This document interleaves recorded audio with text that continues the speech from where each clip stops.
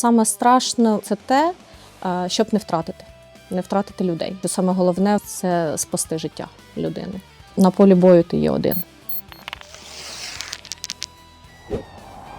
За професією я медична сестра, працювала в лікарні, в лабораторії, в частній клініці, займалася вихованням своїх 3 чудових діточок.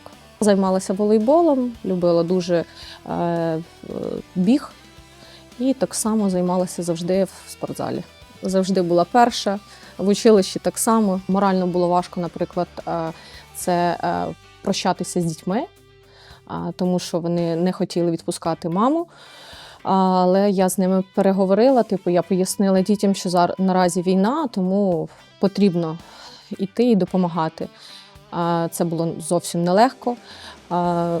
На що я пішла в ТЦК, мене не хотіли брати, тому що, так як я мама 3 дітей, вони не хотіли брати, але я сказала, що я буду підписувати контракт, я настаювала на цьому, що я хочу. І я опинилася тут. Спонукало те, що дуже мало почало в 24-му році призиватися людей, тому це моя мотивація прийти було в армію, саме допомагати військовослужбовцям, надавати медичну допомогу, а також зараз з часом вже навчати їх. В ТЦК були рекрутери морської піхоти та ДШВ, і я вирішила, що все-таки піду в ДШВ, тому що вони завжди перші і не для всіх ці війська. Я попала на базову загальну військову підготовку в липні місяця 24-го року. Займалась я на рівні з хлопцями, завдяки спорту, яким я займалась раніше. Відношення було також на рівні. В армії у нас гендерна рівність, тому не було ніяких проблем. Так як я по життю медик, тому мені взагалом було цікаво, що таке військова підготовка. Цікаво було взагалі тримати зброю, навчатися, як працювати з технікою. Завдяки моєму досвіду спортивному мені це давалося дуже легко. Я проходила базову підготовку в батальйоні, там був потрібен медик, вони мені запропонували залишитись у них. Мене направили в школу тактичної медицини на місяць навчання на бойового медика взводу, після чого я залишилась працювати на батальйоні саме медиком, а згодом через 1,5 року я вже стала на посаду інструктора з тактичної медицини. Скажу так, що цивільна медицина дуже відрізняється від саме тактичної бойової медицини, тому що в лікарнях завжди є обладнання, реанімація, стерильність. А на полі бою у нас цього, на жаль, немає, тому є лічені секунди, за які потрібно надати військовослужбовцю допомогу. У нас є мало часу, у нас є тільки бойовий рюкзак, все більше у нас нічого немає. Я була на Донецькому напрямку, ми стояли в обороні, і, на жаль, вдень прилетів до нас ланцет, і у нас було 3 трьохсотих, 3 поранених. Я навіть і не чула цього, коли це все прилетіло. Я почула тільки тоді, коли мене вже покликали. Я прибігла своїм рюкзаком, почала надавати самому важкому. Є таке розуміння, як сортування поранених саме. Тому я, звичайно, побачила, що є поранення в одного осколочні більш-менш, який не є критичним.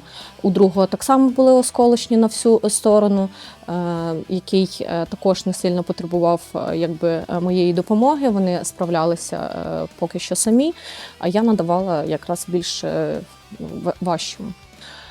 Це було поранення саме в грудну клітину і осколок, який був в голові.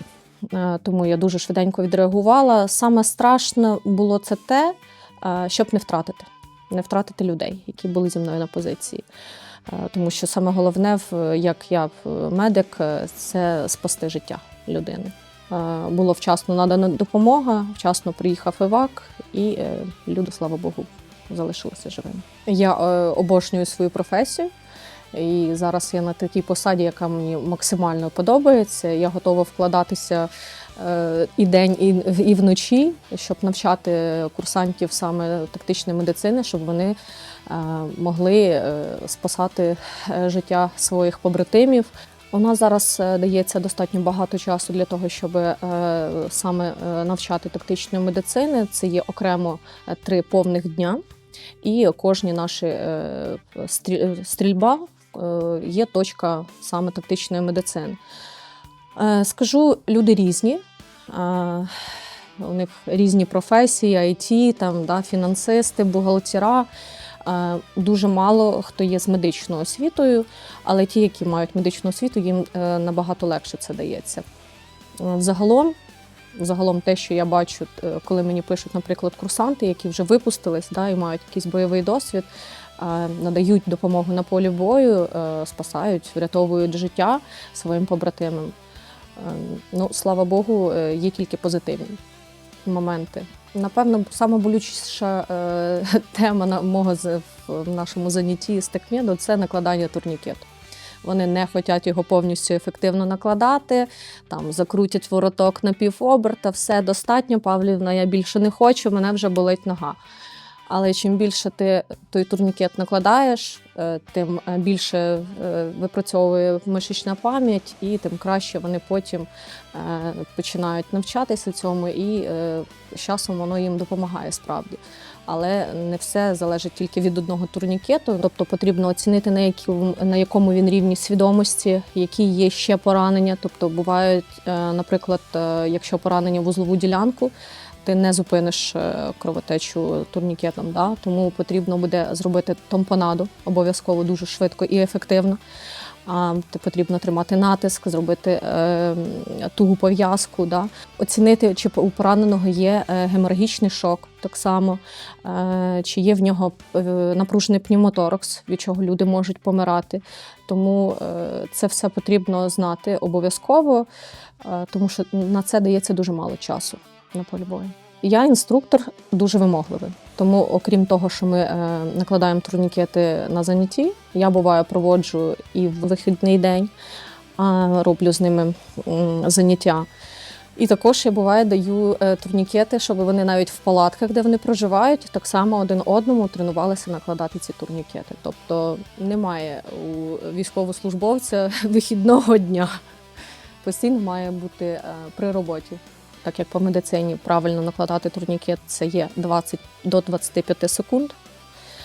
Тому що пояснюю, що від 30-ї секунди до 1 хвилини починає військовослужбовець втрачати свідомість. Тому якщо ти за цей період, за 25 секунд накладеш цей турнікет, тому ти саме зупиниш цю масивну кровотечу. Зараз в Ютубі є дуже багато навчальних процесів, де можна оглянути це, навчитися тільки по відео. Бувало курсанти, які мені розказували, що вони проходили якісь там курси по ТЕКМЕДу, але це було там 2-3-днівні. Я рахую, що це дуже мало часу для того, щоб він був якимось медиком, чи там стрільцем-санітаром, чи бойовим медиком саме на полі бою і спасати, рятувати життя.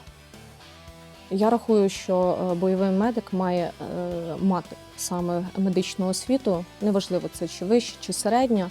Він вже має розуміння, з чим працювати, як працювати. Але я рахую, що можна людину з любою освітою навчити саме тактичної медицини, головне мати бажання.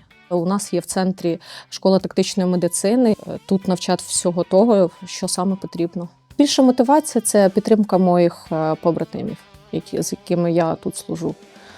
І взагалом я рахую, що армія – це є така невеличка сім'я вже на даний час. Армія потребує на різні посади дівчат. Зараз дуже багато військових, саме дівчат, жінок, які покинули свої рідні домівки, але вони працюють і пілотами, медиками, фінансистами, поварами.